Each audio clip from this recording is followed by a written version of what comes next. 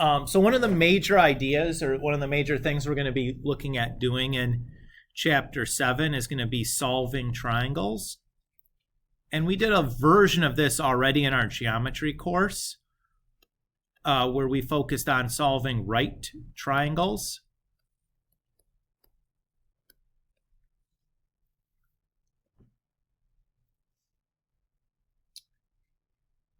So if we think back to our geometry course, when we talked about solving a right triangle, when we talked about solving a triangle, what we meant was figuring out all the side lengths and all the angle measures for the triangle, right?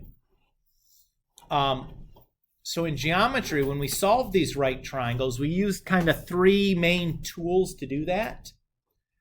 Does anybody remember any of the three things that we would have used to solve a right triangle back in geometry? I know that was a long time ago, but there are three things that we used pretty commonly, even during first semester last year. Josh?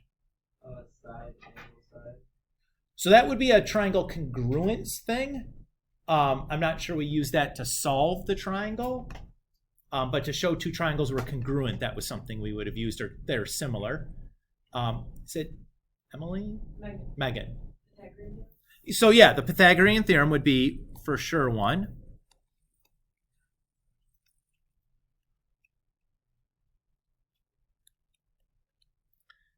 And again, when we say the Pythagorean theorem, we mean a squared plus b squared equals c squared. What's the one thing we have to remember about those a, b's, and c's? What does c have to be? Yeah, it has to be the hypotenuse. Again, no doy, but that's what a review is, right? Telling you stuff you already know. So let's just be specific. That's something that's easy to kind of forget if you haven't used the Pythagorean theorem in a minute. So that's good. Absolutely, that was one of our main tools. What's another one?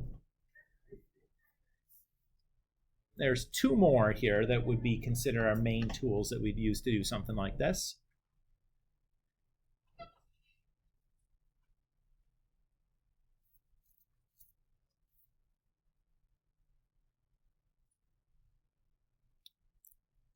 One of them has to do with angles.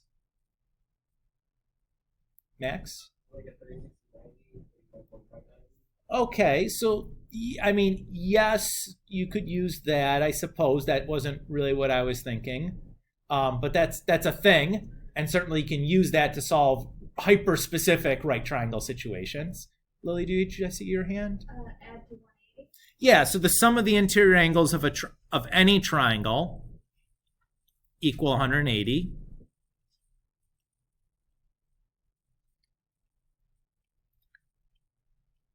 That's true for right triangles and really for any triangle. John? Yeah, so I'm going to write that as SOHCAHTOA. So our right triangle definitions of sine, cosine, and tangent could be, or are often going to be super useful. Now these two, the Pythagorean theorem and SOHCAHTOA, require having a right triangle. But any triangle, the interior angles add to 180. So that's something you can use in any context. But the Pythagorean theorem and SOHCAHTOA are specific only to right triangle situations. And we all remember SOHCAHTOA, what that says, right? That sine theta is equal opposite over hypotenuse. Cosine theta is equal to adjacent over hypotenuse. Tangent theta is equal to opposite over adjacent. It's an acronym for remembering the right triangle definitions of sine, cosine, and tangent. Okay, so let's do a couple of examples here. There's really two types of ways we could format a problem like this.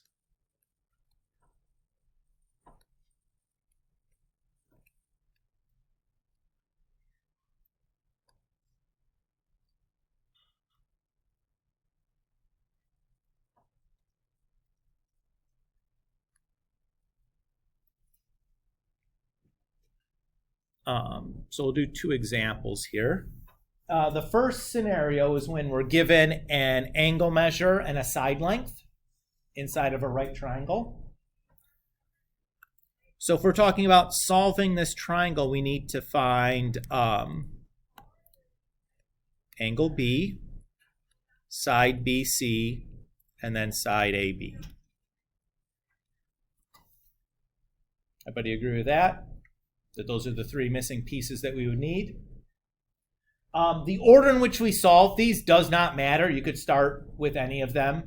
Now the work to complete the other parts of the problem could change depending on what you start with, but it doesn't really matter what you start with. In this case, let's just go in the order that I wrote them down since the order doesn't matter, we'll just pick an order. Taylor? Of course. So let's start by figuring out what angle B is. How would I do that? Sergio? You just take 90 plus 43 plus x. Yeah. So I'm just going to write it as 180 minus 43 minus 90.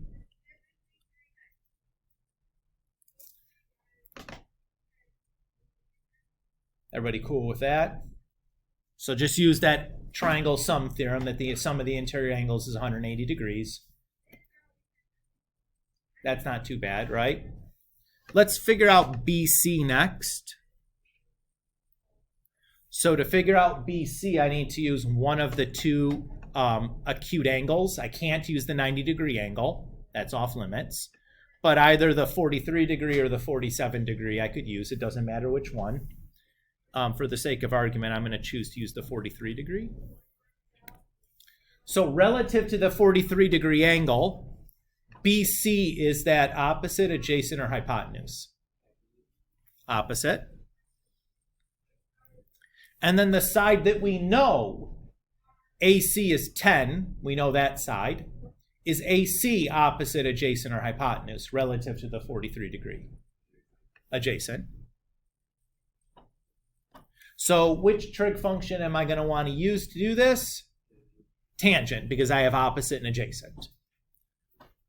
So we would say that tan 43 is equal to opposite over adjacent. So to solve for BC, all we need to do is multiply both sides by 10 to get BC by itself.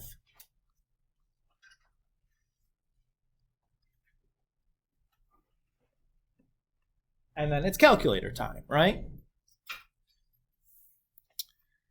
When I go to type in 10 times tan 43 into my calculator, what do I need to be a little bit careful about? The mode that my calculator is in. Correct, right?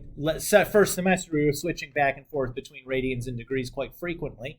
What mode should my calculator be in for this problem? Degrees. How do I know that? Yeah, the angles that were in the problem are in degrees, right? It's plain as day. So I'm in degree mode. So I'll just do 10 times tan 43. That comes out to be about 933.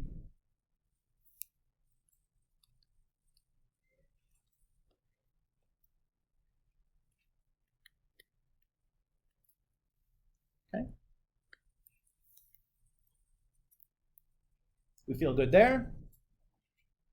Okay. How do you guys want to solve for AB then?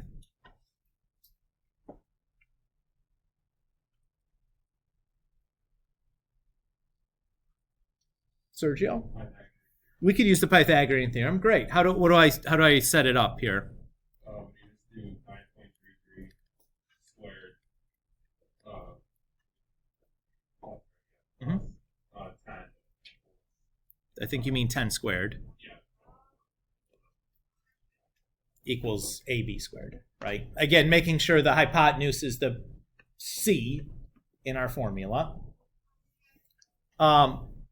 Now, some couple of silly things right away. So 9.33 squared plus 10 squared is not 19.33 squared. You can't add the two numbers and keep the squared. You're violating the order of operations. You have to do the exponent before you can do the addition.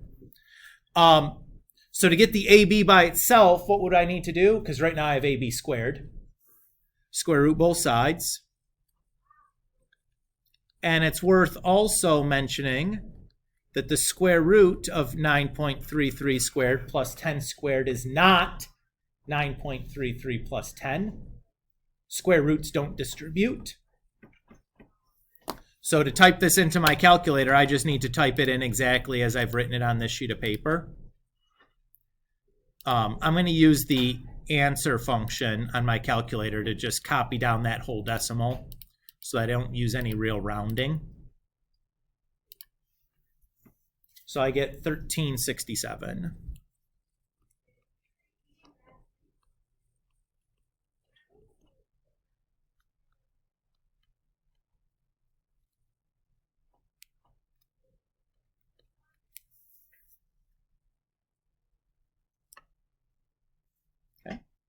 There's another way that I could have solved for AB, though. What else could I have done?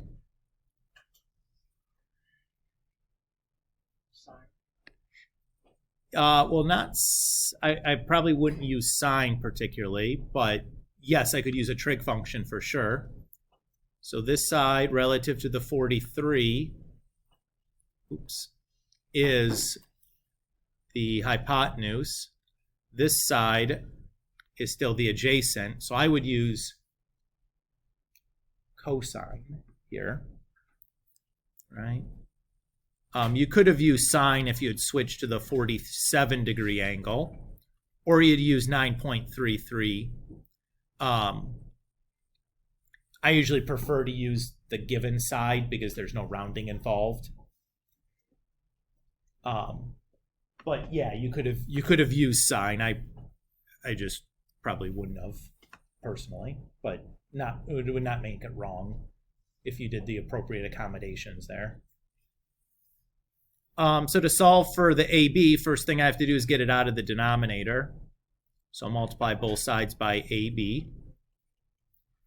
And then divide both sides by cosine 43.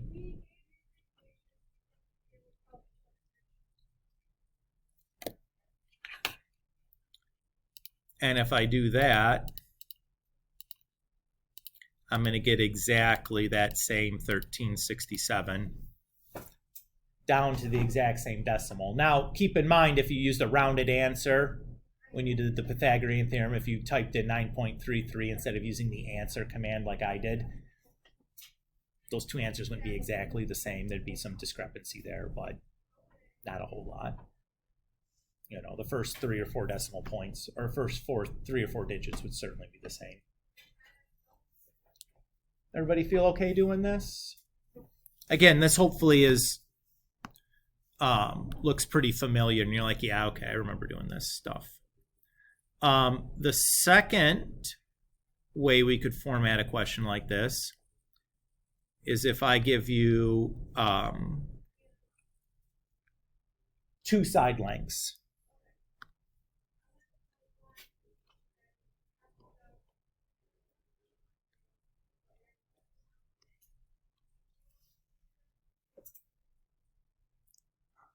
So if I give you 2 side lengths, that means I'd have to find angles A and B and then that side BC.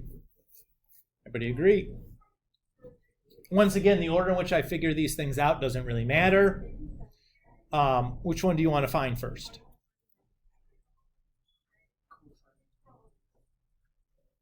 Okay, so it sounds like Elvis is saying let's find angle A first. So relative to angle A, the side that we know, one of them is the adjacent, and the other one is the hypotenuse. So we can say that cosine of angle A is equal to adjacent over hypotenuse.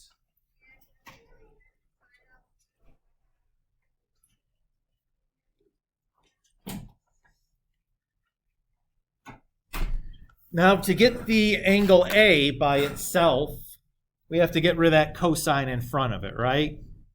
So what's going to cancel out a cosine? Yeah, the cosine inverse. Exactly. So we'll do cosine inverse to both sides.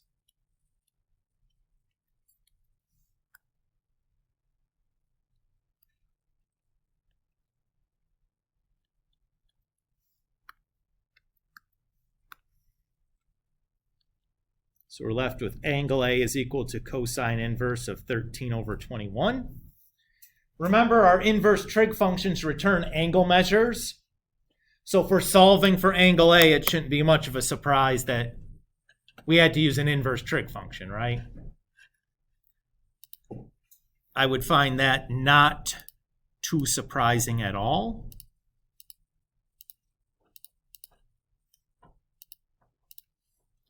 So that's 5175.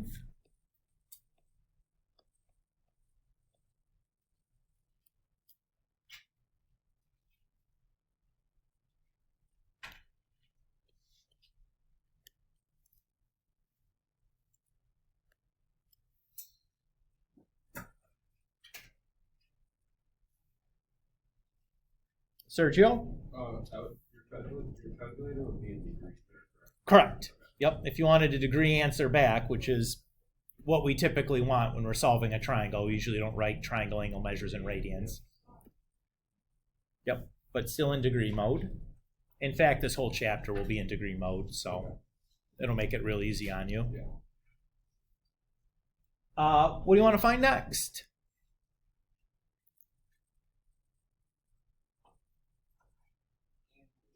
Angle B should be really easy now, right? Yeah, we can just use our triangle sum.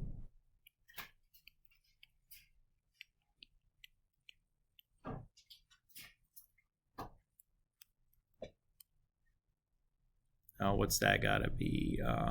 38.25.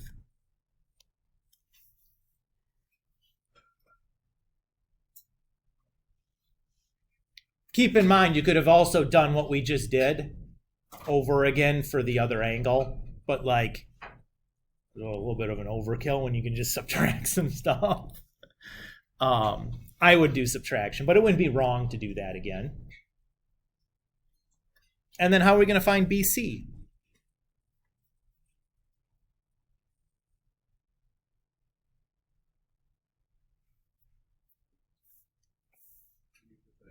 Yeah, I'll just do the Pythagorean Theorem. So BC squared plus 13 squared is equal to 21 squared. Again, remember the hypotenuse is the piece that has to be by itself. So to get the BC by itself, we'll subtract 13 squared from both sides. Again, remember we can't subtract the 13 and the 21 directly because this squared's on it, so we just have to write it next to each other. And then we square root both sides.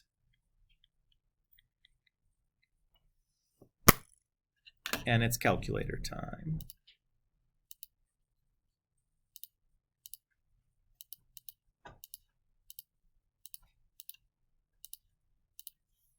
So 1649.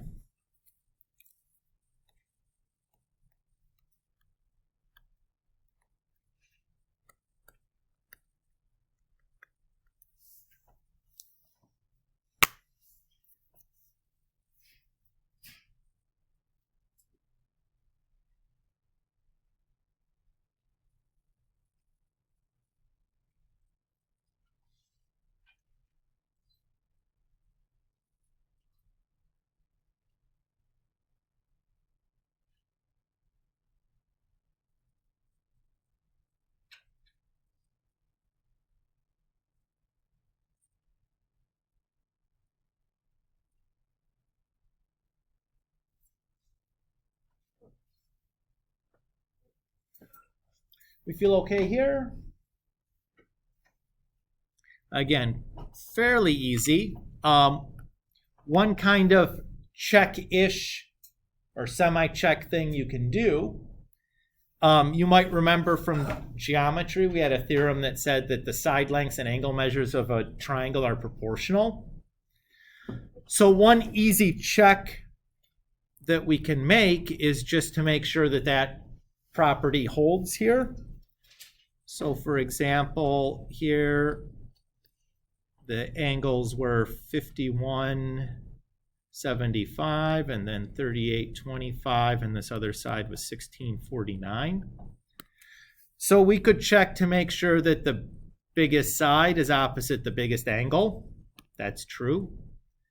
That the medium side is opposite the medium angle. That's true.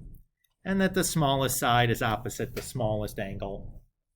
That's true as well. Now, that's not guaranteed to tell us that our answer is correct, but if that's violated, we know our answer is wrong. Okay? The nice part about it is it's super fast. You don't really have to do any calculation. You're just kind of comparing some stuff. So it's not perfect. It's not going to tell you if your answer is right, but it can tell you if your answer is wrong. You know what I mean? What it wouldn't be able to do is like, if say I transpose the 6 and the 4 in the 16.49, if I wrote 14.69, that would still be the middle side. That would still look like it was okay, even though the answer is wrong. You know what I mean? But if you used sine when you really should have used cosine, or you did something like that, it should catch something like that. It's not foolproof, but it's something, you know? Feel okay on this? Again, pretty easy stuff. So the question that we should be left with is,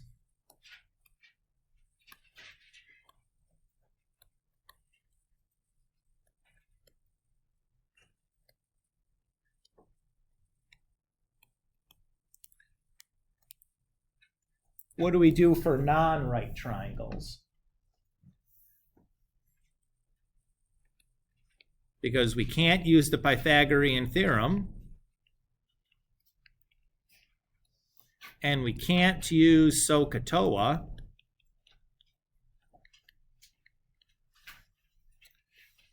Those are both right triangle only tools. Oh no! What do we do? Yeah, well, there is some new techniques that we're going to develop here in Chapter 7 that we're going to replace the Pythagorean theorem and the SOHCAHTOA with, that we can use for any triangles. So the two tools that we're going to talk about primarily in Chapter 7, one of them is called the Law of Cosines.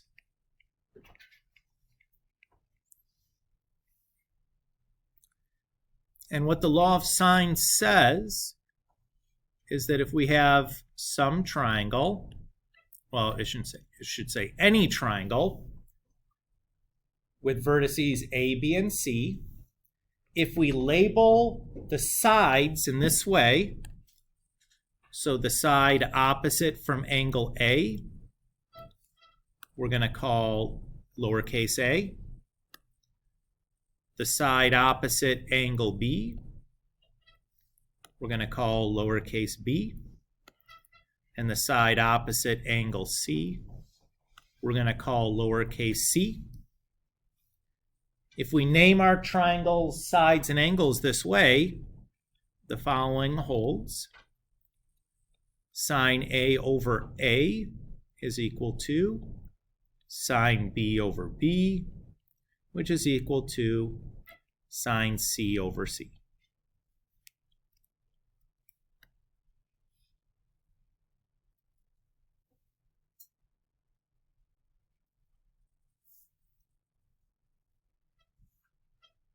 So keep in mind, it's critically important that we're naming the sides of our triangle in the way that I just described. If you don't name your sides in the way that we just described, these formulas don't work, right? That's all based on that we've named the side opposite the angle with the same letter or the lowercase letter as the angle. Everybody's okay with that? Again, easy to do, but it's also easy to forget to do that, right? So I want to make sure we're really emphasizing that that's a requirement for this to work. The next thing I want to point out is that notice that there's two equal signs in this formula, which means by the transitive property, you can take any two of these ratios and set them equal to each other to create an equation. For example, I can pick sine A over A equals sine C over C and use that to build my equation that I'm going to solve. I don't have to include all the parts. Any pair of ratios I can just set equal to each other. Cool?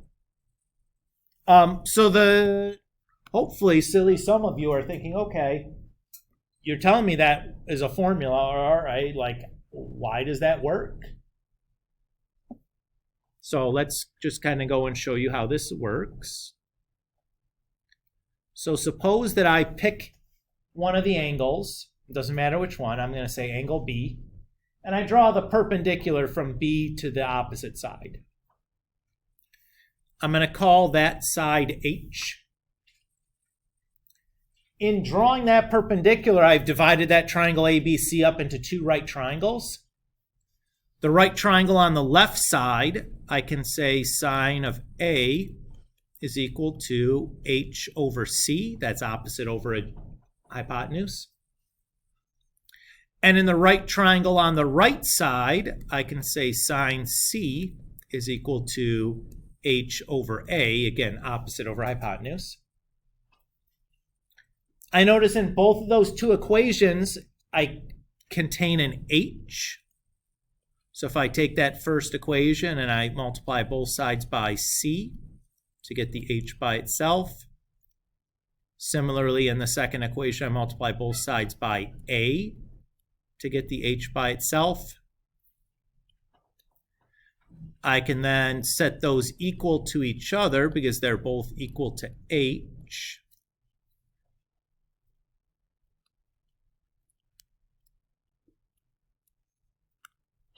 And then if I divide both sides by AC,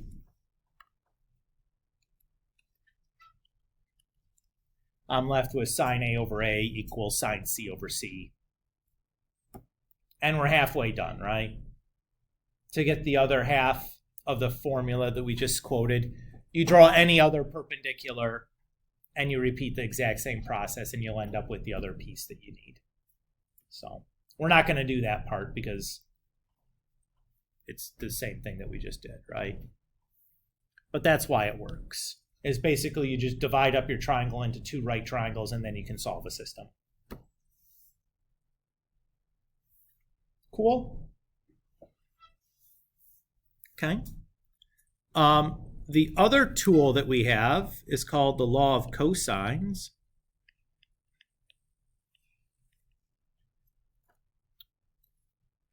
So again, same scenario. Any triangle that we've named using that same naming convention we just mentioned, we can say the following. That a squared is equal to b squared plus c squared minus 2bc times cosine of angle A. And then we can say similarly about the other sides.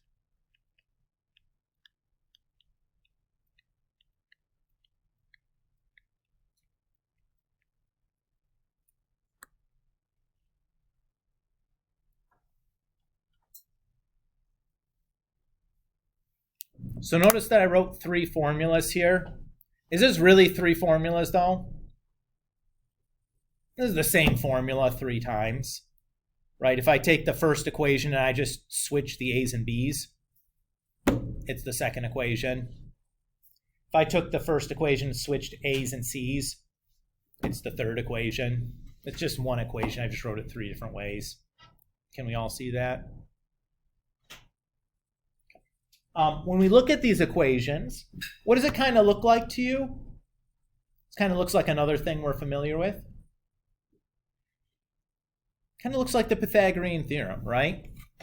It just has this extra little correction factor for the fact that our triangle isn't a right triangle. If we had used the right triangle, we'd have cosine of 90 degrees, which is 0. So that correction factor just drops off the end, and you're just left with a squared plus b squared equals c squared. Or the Pythagorean Theorem. So that's really all this is the Pythagorean Theorem, just with a correction factor tacked onto the end to account for a non-right triangle. Yes, sir. Absolutely. Okay. So we have these two new tools that's replacing the Pythagorean Theorem and SOHCAHTOA, right? Now, when we were solving right triangles, it was super obvious when we needed to use the Pythagorean theorem and when we needed to use SOHCAHTOA, because if we involved an angle, we had to use SOHCAHTOA, and if we didn't need any angles, we used the Pythagorean theorem. It was really obvious, right? Here, both of these two formulas are using sides and angles in them. So here we're going to want to be careful about which one we need to use when. Okay, so let's have a little discussion about how we know which one to use when. So you remember at the beginning of class, Josh mentioned like side angle side or something, right? That was a triangle congruence theorem. We had a bunch of those triangle congruence theorems that were named with those three-letter conventions, right? Those are the same conventions that we're going to use to determine which one of these two formulas we'd want to use. So the law of cosines we'd use in a side angle side situation or a side side side situation. And put a little asterisk on the side side side because there's a little bit more to it than that. There's one other thing we have to check in a side side side situation before we can go ahead and use that. But we'll get to that later when it comes up. But I wanted to put that asterisk there to kind of remind myself. The law of sines we're going to use in an angle side angle situation, an angle angle side situation, and a side side angle situation. But I'm going to put a little asterisk next to that one also because, again, there's some complications in a side side angle situation that we want to make sure that we deal with.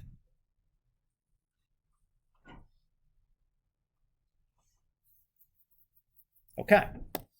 So if you go back and you think about your triangle congruence theorems from way back in geometry, I know that was a long time ago, which one of these 5 three-letter combinations doesn't fit?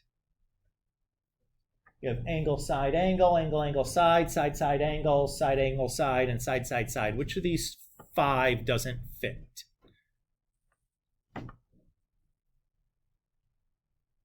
It's okay. It's been a long time. It's the side, side angle.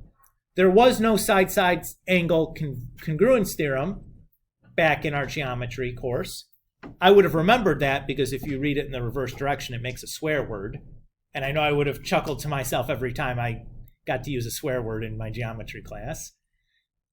But there isn't one. Why not? Well, let's demonstrate geometrically what could happen.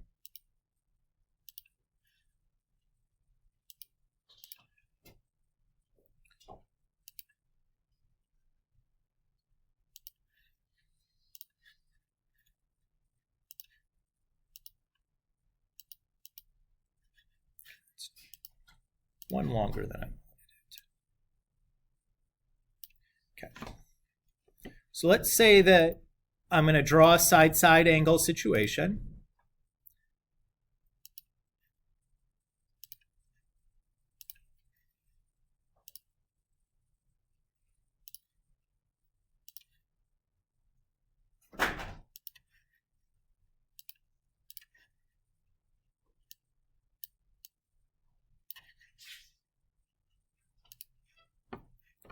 So the side-side angle situation is I'm going to draw a 10-unit line, a 12-unit line, and then a 48-degree angle. So this 10-unit line that I'm drawing here has to connect onto this line over here, okay, to make our triangle. So the way I'm going to draw this is I'm going to draw a circle with radius 10, and I'm going to note something here. What do you notice about this circle with radius 10? It's intersecting that spot twice. Can somebody grab the door for John there? Yeah. So what you can see here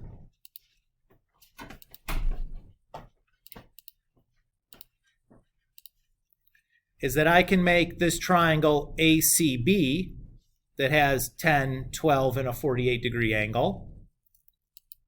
And I could also make this triangle ADB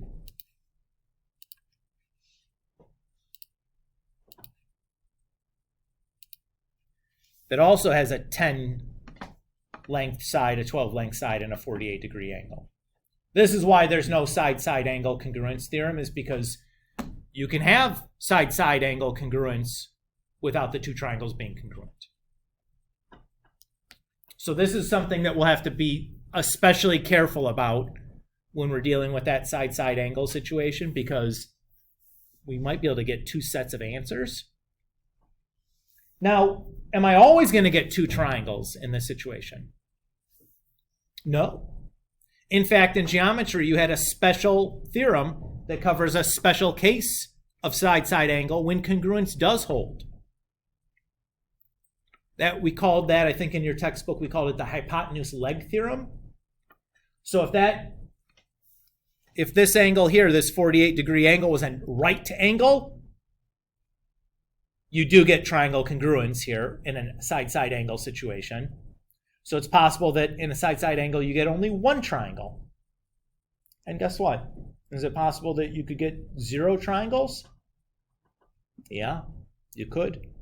If you did something dumb and had like the side that has to be the hypotenuse be longer than the other side, right? This side, if this is a 90-degree angle, this would have to be the hypotenuse. If I made this 12 and that one 10, that's now impossible, right? So we're going to have to be pretty careful when dealing with that SSA situation. We'll cover that in a good amount of detail here in a few moments about what exactly can happen and what we need to look for. Okay? Before we go and do that, though, we should probably go and draw some pictures to make sure we can tell the difference between like ASA and AAS, or SAS and SSA, right? Because it's been a while since we've been in geometry. It might not be totally clear which one is which.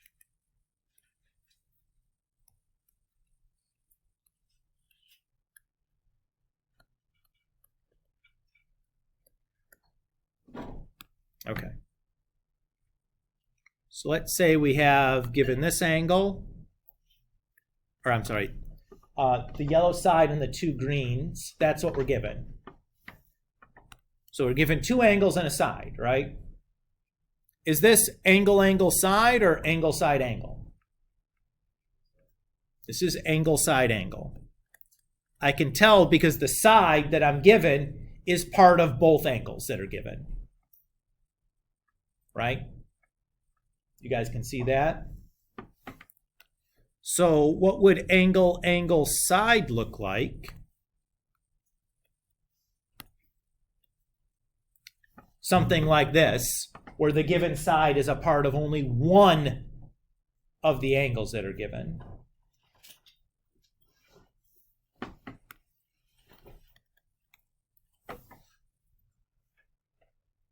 You guys see the difference there? Again, if I just say that these are the things and we don't draw these pictures, maybe it's not totally clear which one is which, but that's why we're going and doing this. It's real visual though, so you just kind of, the best way to do it is just kind of looking at the pictures.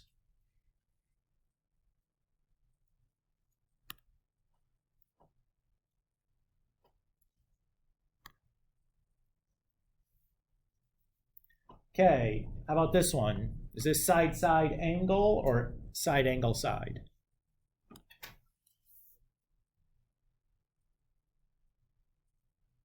What do you guys think? This is side angle side. Again, I can tell because the two sides that are given make up the angle that's given. That's what we're looking for side angle side. So what does side-side angle look like?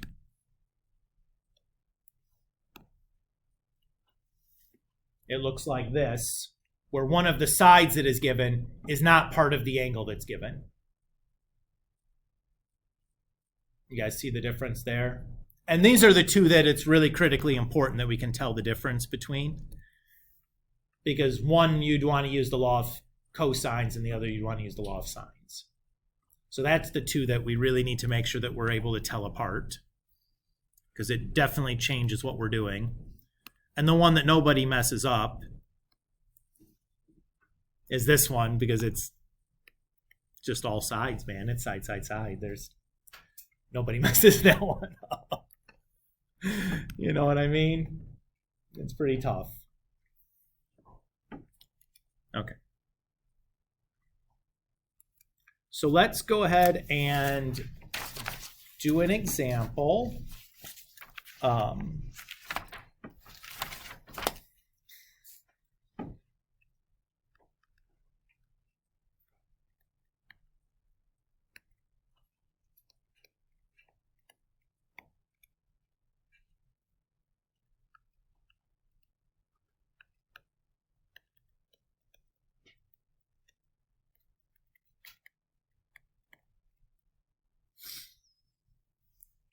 Okay, let's say we're asked to solve the triangle where A is 32 degrees, B is 73 degrees, and C is 13 inches. First thing that I'd want to do is, I'm going to draw a picture, right? I want to figure out what situation I'm in.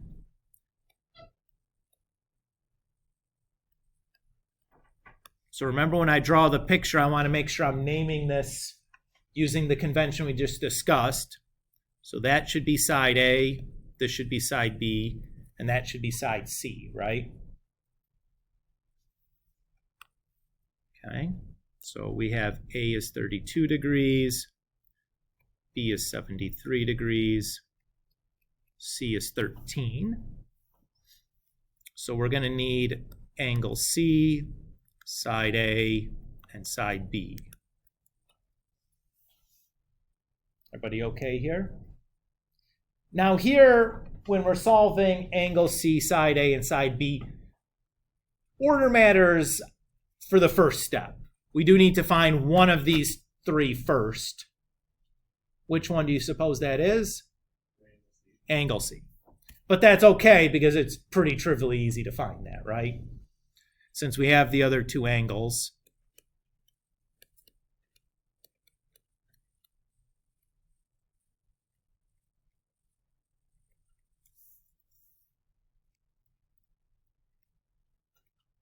I have this. Oh, we forgot to say what situation we were in. What situation was this?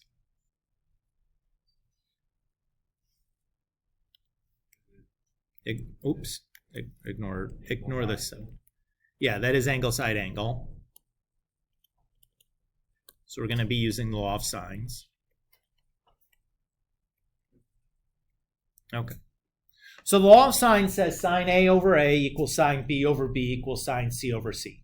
So my first step is to figure out, okay, which one of these do I know both the angle and the side for? Do I know angle A inside A, angle B inside B, or angle C inside C?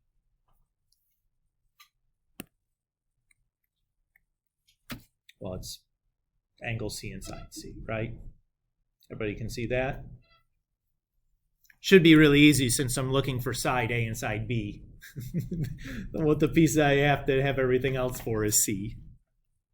So I'm going to write sine C over C is equal to, and I'll do sine, let's find angle or side A first. So I have sine A over A.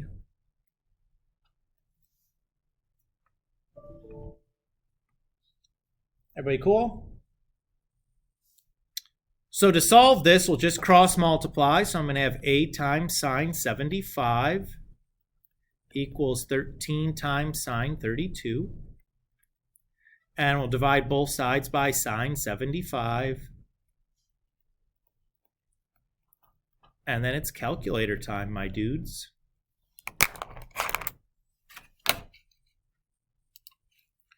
I'm just going to use the fraction command on my calculator so I can just kind of type this in the same way it looks on my on my sheet of paper, so I don't have to worry too much about the parentheses. Not that the parentheses would be difficult to deal with in this situation, but you know, just to be sure. So I get 713 for side A.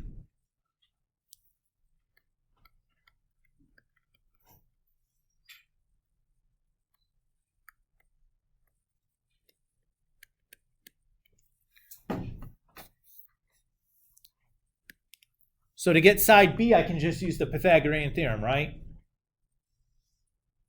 Nope. Why not?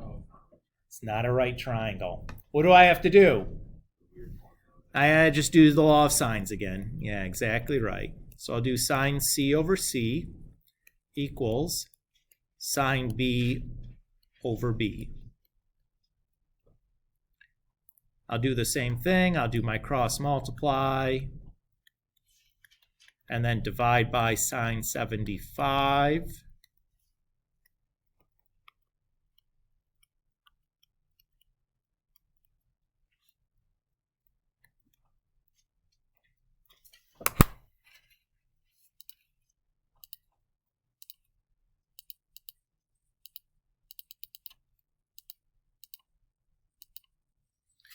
$12.87.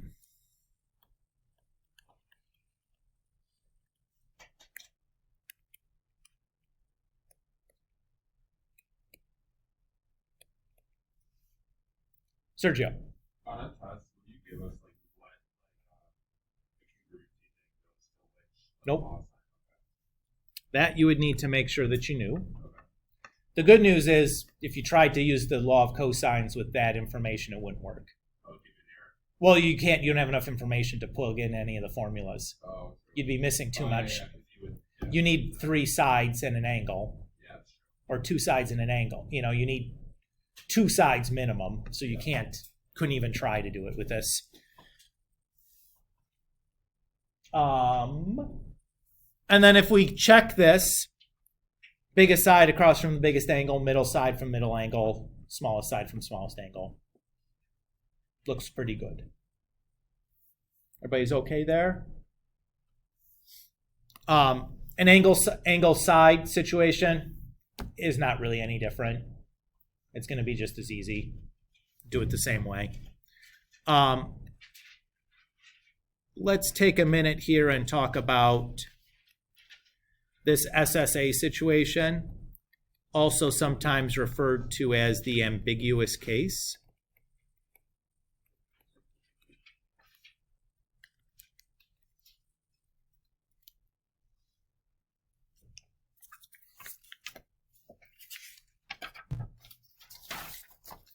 All right, so let's say we have triangle ABC. Let's say that we know angle A, we know side AC, and we know side, hold on. Let's say we know side AB and we know side BC.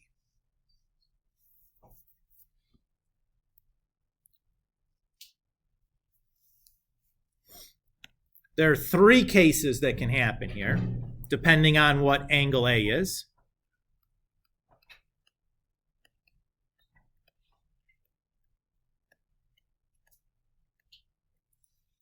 So in the first situation, what if angle A is obtuse? What does obtuse mean again? Good. Greater than 90, less than 180, right? Okay. I didn't want to write with the inequalities because I had the angle symbol in there and it felt like it was just going to get kind of confusing. So I just wrote it as is obtuse. So what would happen if, say, this side BC is less than AB?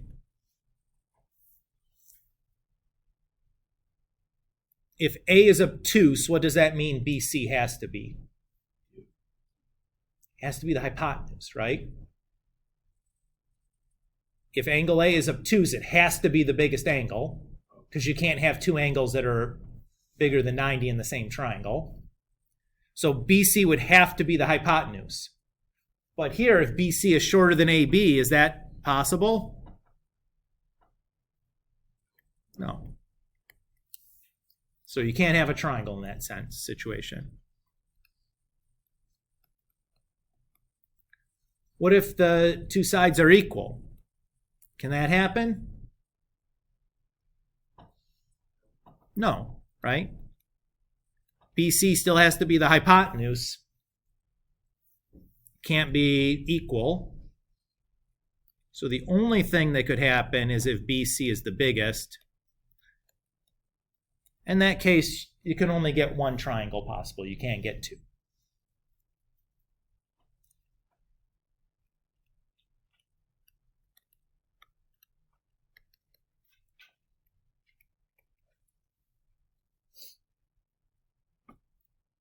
So let's say the second case is if angle A is 90 degrees.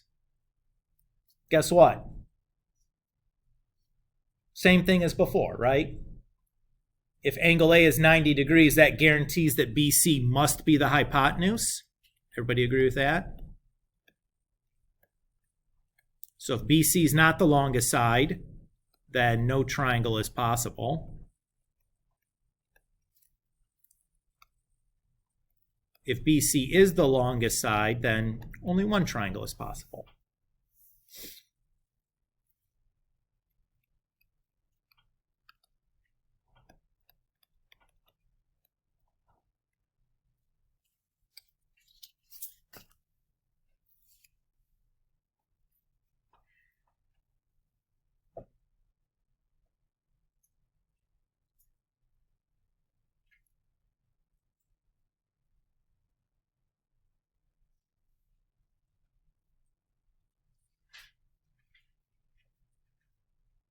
Okay. The final situation is if angle A is acute. Up to this point, it's been very easy, right? You're like, whoa, Mr. Kulik, SSA, not a big deal. This is where things start to get weird. So if angle A is acute and BC is shorter than the other given side,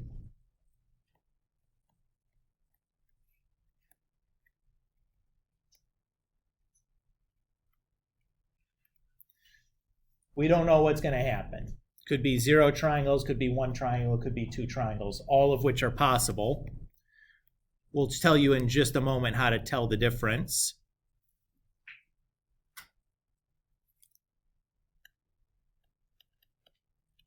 The good news, though, is in any other scenario,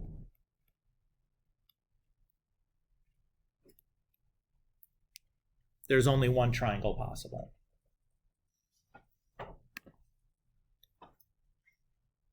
So this is the place that really spells trouble for us. Okay? So the way that we want to tell the difference between these, I just want to look at my picture to make sure my labels are correct, is I'm going to use the law of sines. So I'd have sine A over the side opposite it, which is BC in our case. And I'm going to compare that to sine of C with the side opposite to that, which in our case is AB.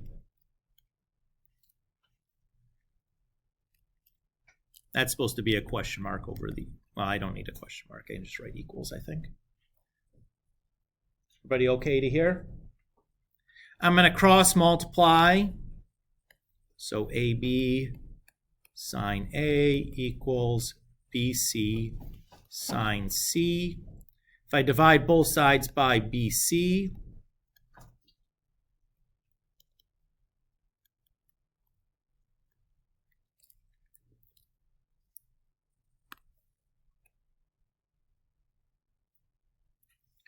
this is what I'm going to be looking at to tell me what's going on.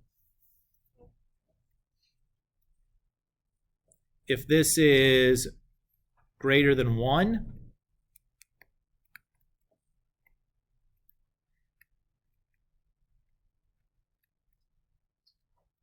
that says 0 triangle. It tells me there's 0 triangles. If it's equal to exactly 1, that tells me that there's 1 triangle. If it's less than 1, that tells me I have 2 triangles.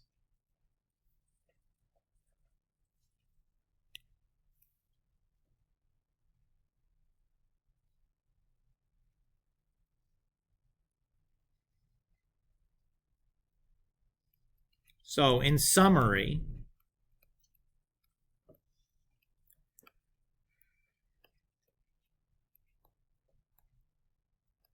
in the SSA case, if the given angle is acute,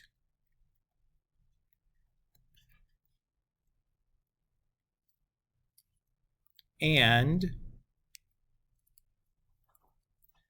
the side opposite the given angle is less than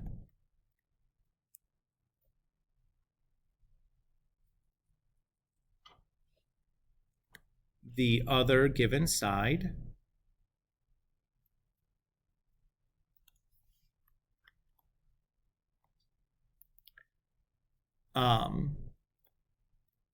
then we check 0, 1, 2 triangles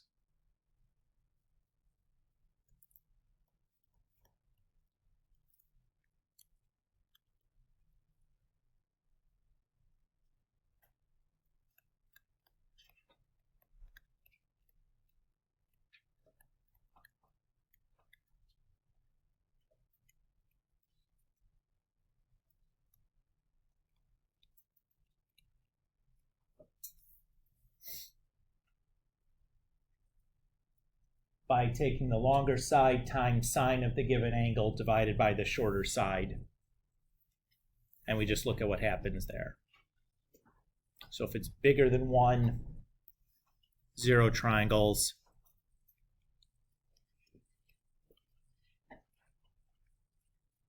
If it's equal to 1, it's exactly 1 triangle. If it's less than 1, it's 2 triangles.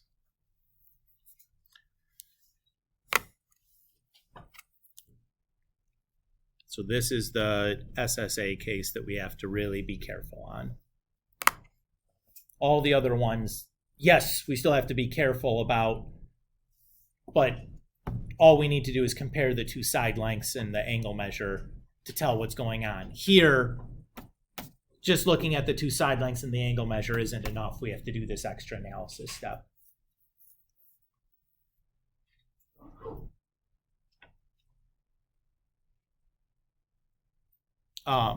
And I think this feels like a good place to stop. I don't want to get into a numeric example on this with 7 minutes left and run into getting halfway through it and running out of time or something. So we'll just kind of pick this up next time. Sergio. Is there a problem with side like this as well? What's up? Is there a problem with side? It's considerably easier. The check is just like one. You just have to check one thing because it's either 0 or 1. And the checking to whether it's 0 or 1 is just comparing, like satisfying an inequality. So there's nothing tricky, or not nearly as tricky as this. This is the worst thing in the entire chapter.